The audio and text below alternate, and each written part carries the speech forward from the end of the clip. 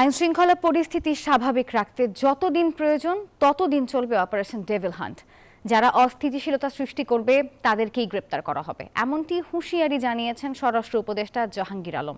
রবিবার রাজধানীর ফার্মগেটে এক অনুষ্ঠান শেষে এসব কথা বলেন তিনি। শনিবার সন্ধ্যা থেকে সারা দেশে চলছে যৌথ বাহিনীর বিশেষ অভিযান অপারেশন ডেভিল হান্ট। এরপর থেকে বিভিন্ন জেলা থেকে আসছে অনেকের গ্রেফতারের খবর। শনিবার গাজীপুরে হামলা, ভাঙচুর এবং পাল্টা হামলায় অনেকে আহত হওয়ার পর এই অভিযান শুরুর ঘোষণা আসে। অভিযানে সেনা, বিমান ও নৌবাহিনী ছাড়াও রয়েছে পুলিশ, বিজিবি, আনসার ও কোস্টগার্ড। রোববার সকালে রাজধানীর ফার্মগেটে এক অনুষ্ঠানে যোগ দেন স্বরাষ্ট্র উপদেষ্টা জাহাঙ্গীর আলম। কথা বলেন সাংবাদিকদের সঙ্গে। জানান, যারা দেশকে অস্থিতিশীল পরিবেশ করবে তাদের টার্গেট করবে operation devil hunt.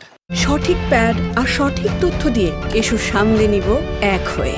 Mona Lisa sanitary napkin. গাজীপুরে যারা এই ঘটনা ঘটাইছে তাদের অনেকেই আমাদের আইনের আওতায় নিয়ে আসা হয়েছে, অনেকেই আইনের আওতায় নিয়ে আসা হয়েছে এবং যাদের আইনের আওতায় আনা হয় নাই তাদেরও খুব তাড়াতাড়ি আইনের আওতায় নিয়ে আসা হবে। ডেভিল যতদিন পর্যন্ত শেষ না হবে ততদিন পর্যন্ত অপারেশন চলবে।